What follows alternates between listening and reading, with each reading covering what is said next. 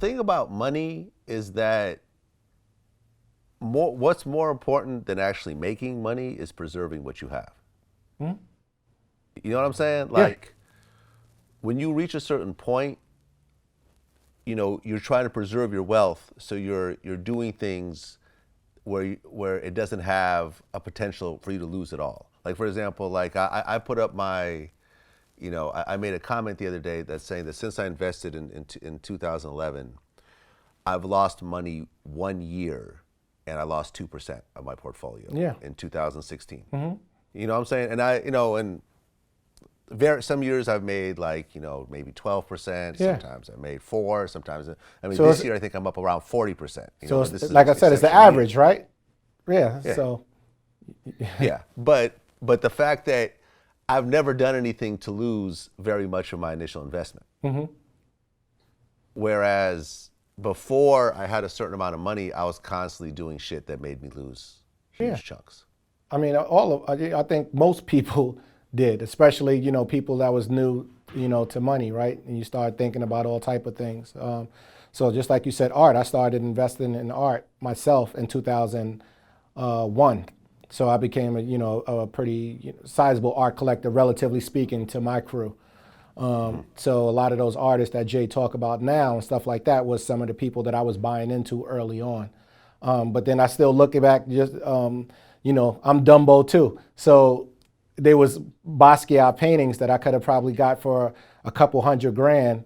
That's probably, I want to say probably about 8 to 12 million now that I didn't buy, you know, so. Yeah, but you know, there's probably also some other pieces for a couple $100,000 that aren't worth anything now. Mm-hmm. You see what I'm saying? Yeah. And you know, because I had a pretty sizable Keith Haring collection. Oh, okay. Of signed prints, not the originals. But prints, it doesn't matter. Prints make. You know, I mean, some of the prints were up 25, 30 grand a piece. You know what I mean? And I built up a set. I think I had maybe 6 or 7. That's how me and Swizz actually became real cool. We started. We're both Haring fans. Yeah.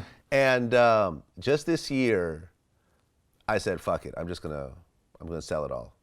So, the amount of money that Christie's auction house took when they sold my pieces.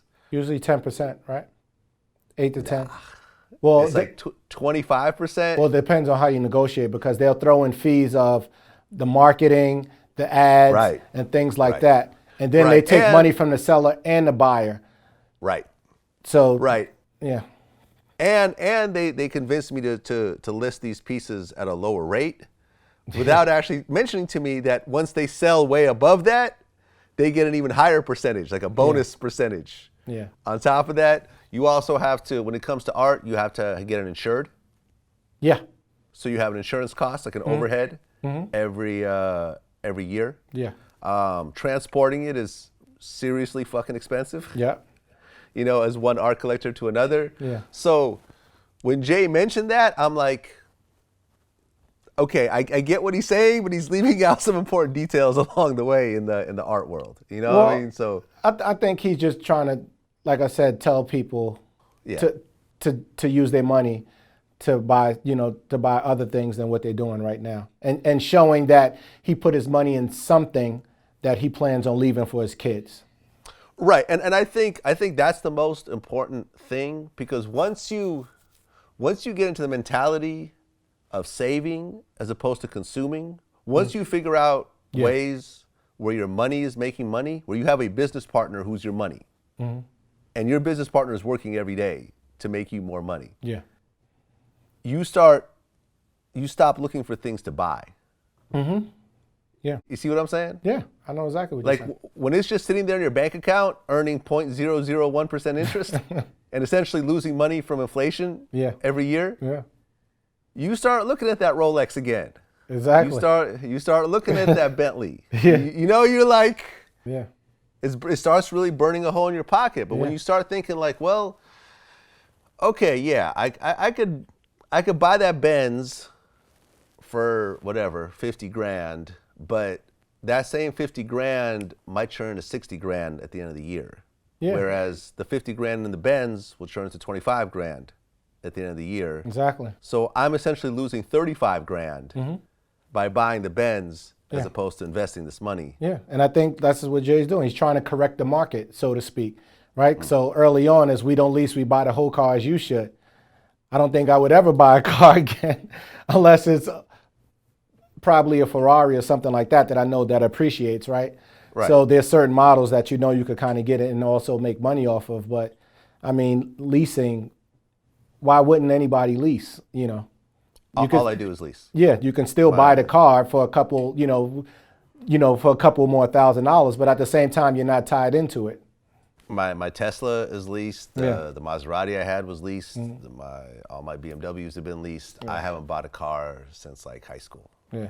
You know what I'm saying? There's really no purpose of it, and you could write off all the payments because essentially it's 100% tax deductible. Yeah. It's a lot to it, man, and I feel like we have not done a good enough job. Our generation has not done a good enough job educating the younger generation about finances. Yeah. Well, it starts with a spark, right? So Jay sparked a conversation in music one way, it's guys like you that sparking a conversation another way with your platform. So, I mean, even before us, I don't really remember anybody. So now it's, now we can start naming people like, well, this guy, and hopefully that'll carry on. So, I don't want to talk about like what's not happening. Let's talk about what's happening and see if we can try to change some minds, right?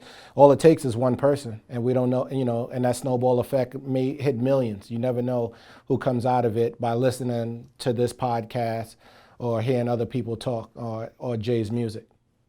Yeah, no, I mean, I literally watch people copy my stock trades in my comments.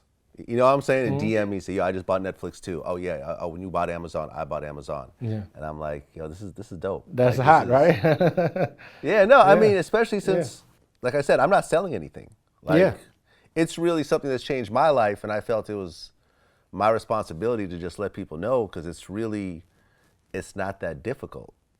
You know what I'm saying? Like, for example, we talked about this last time. Being a sneakerhead and being really into Nike and Jordan, I saw what happened when Kanye went to Adidas. So in 2016, I sold all my Nike stock. That did not mean that I was some super financial guru. I just understood what the company was doing. And anybody who was a sneakerhead had the exact same knowledge that I did and understood that Nike is not where it was a few years before then. Well, and you're buying pieces of companies. Yeah, well, I think you probably had a little more insight because you knew the power of Kanye. A lot of people do, though. No, I'm just saying, but we're talking about people outside the community who might be invested in Nike. Exactly. Might not even know the hell Kanye is. Like, okay, this rapper just left. So. Who cares? Yeah, so what? Yeah, we're investing in a Fortune 500 or 100 company. Who cares? Right. And what I tell people is that for the price of a pair of Jordans with tax, you could buy 4 shares of Nike right now.